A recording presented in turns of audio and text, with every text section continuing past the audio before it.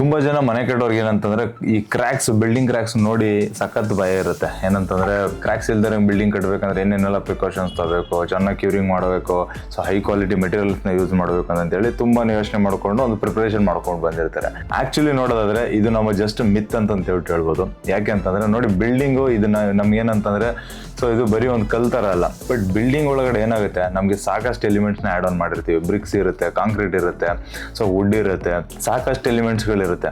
So ಎಲ್ಲನೂ ಏನಾಗುತ್ತೆ, ಎನ್ವಿರಾನ್ಮೆಂಟ್ಗೆ ತಕ್ಕಂಗೆ ಚೇಂಜಸ್ ಆಗ್ತಾ ಇರುತ್ತೆ. ಸೊ ಎಕ್ಸ್ಪ್ಯಾಂಡ್ ಆಗ್ತಾ ಇರುತ್ತೆ, ಕಾಂಟ್ರಾಸ್ಟ್ ಆಗ್ತಾ ಇರುತ್ತೆ, ಮಾಯ್ಶ್ಚರ್ ಅಟ್ಯಾಕ್ ಆಗ್ತಾ ಇರುತ್ತೆ. ಅದ್ರ ಜೊತೆನಲ್ಲಿ ಸೊ ಮೂವ್ಮೆಂಟ್ ಕೂಡ ಆಗ್ತಾ ಇರುತ್ತೆ ಬಿಲ್ಡಿಂಗ್ಗಳು ಅಂತ ಹೇಳ್ಬೋದು.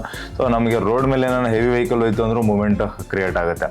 ಸೊ ಈ ತರ ಇದ್ದಾಗ ಸೊ ಯಾವುದೇ ಕಾರಣಕ್ಕೂ ಕೂಡ ನಮಗೆ ಕ್ರ್ಯಾಕ್ಸ್ ಅಂತ ಇಲ್ದಿರಂಗೆ ನಾವು ಕಟ್ಟೋದಕ್ಕೆ ಆಗಲ್ಲ.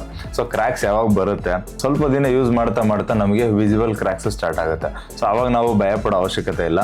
ಸೊ ಅದ್ರ ಬದಲಾಗಿ ನಾವೇನ್ ಮಾಡ್ಬೋದು ಅಂತ ಹೇಳಿದ್ರೆ, ಸೊ ಕ್ರ್ಯಾಕ್ಸ್ ಹೆಂಗ್ ಬಂದಿದೆ, ಸೊ ಯಾವ ತರದ ಕ್ರ್ಯಾಕ್ಸ್ ಬಂದಿದೆ, ಸೊ ಏರ್ಲೈನ್ ಕ್ರ್ಯಾಕ್ಸ್ ಬಂದಿದೆ, ಮತ್ತೊಂದು ಬಂದಿದೆ, ಯಾವ ತರದ್ ಬಂದಿದೆ, ಯಾಕೆ ಬಂದಿದೆ ಅಂತ ಹೇಳ್ಬಿಟ್ಟು ನಾವು ಸ್ಟಡಿ ಮಾಡಬೇಕಾಗತ್ತೆ. ಸೊ ಅದಕ್ಕೆ ನಾವು ಏನು ಪ್ರಿಕಾಷನ್ ಅಂತ ಹೇಳ್ಬಿಟ್ಟು ತಗೊಳ್ಬೇಕಾಗತ್ತೆ. ಸೊ ಅದ್ರ ಬದಲಾಗಿ ನಾವೇನು ಅನ್ಕೊಂತೀವಿ, ಇಲ್ಲ ನಮ್ಮ ಬಿಲ್ಡಿಂಗ್ನ ನಾವು ಎಲ್ಲೋ ಮೋಸ ಹೋಗ್ಬಿಟ್ವೇನೋ, ಸೊ ನಾವು ಎಲ್ಲೋ ಯಾಮರ್ಬಿಟ್ವೇನೋ, ಸೊ ಮೆಟೀರಿಯಲ್ ಎಲ್ಲೋ ಕಡಿಮೆ ಆಗೋಯ್ತೇನೋ, ಇಲ್ಲ ಕ್ಯೂರಿಂಗ್ ಚೆನ್ನಾಗಾಗಲಿಲ್ಲ ಅಂತ ಹೇಳ್ಬಿಟ್ಟು ಅನ್ಕೊತಾ ಇರ್ತೀವಿ.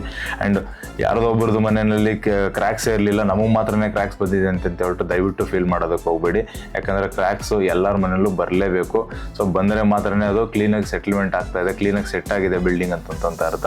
ಸೊ ಕ್ರ್ಯಾಕೇ ಬಂದಿಲ್ಲ ಅಂತಂದರೆ ಅವ್ರು ಮಿನಿಮಮ್ ಒಂದು 3-4 ವರ್ಷ ಒಂದು ಬಿಲ್ಡಿಂಗ್ ಕಟ್ಟಿದ್ರು ಅಂತಂದರೆ ಅವಾಗ ಮಾತ್ರನೇ ಬರಲ್ಲ. ಸೊ ಯಾರಾದರೂ 1 ವರ್ಷದಲ್ಲಿ ಮನೆ ಕಟ್ತಿದ್ದೀವಿ ನಾವು ಅಂತಂದರೆ 100% ಏರ್ಲೈನ್ ಕ್ರ್ಯಾಕ್ಸ್ ಬಂದೇ ಬರುತ್ತೆ. ಸೊ ಕಂಪ್ಲೀಟ್ ಆದಮೇಲೆ ಸೊ ಯಾರು ಕೂಡ ತಲೆ ಕೆಡಿಸ್ಕೊಳ್ಳೋ ಅವಶ್ಯಕತೆ ಇಲ್ಲ. ಅದಕ್ಕೆ ಪ್ರಿಕಾಷನ್ಸು ಸಾಕಷ್ಟು ಇರುತ್ತೆ, ಅದನ್ನು ನಾವು ಅಡಾಪ್ಟ್ ಮಾಡ್ಕೊಂಡ್ರೆ ಸಾಕು. ನಮ್ಮ ಬಿಲ್ಡಿಂಗ್ ಸ್ಟ್ರಾಂಗ್ ಆಗಿರುತ್ತೆ, ಗಟ್ಟಿಯಾಗಿರುತ್ತೆ, ಆ್ಯಂಡ್ ಲಾಂಗ್ ಲೈಫ್ ಕೂಡ ಬರುತ್ತೆ. ಏನು ಯೋಚನೆ ಮಾಡಬೇಡಿ.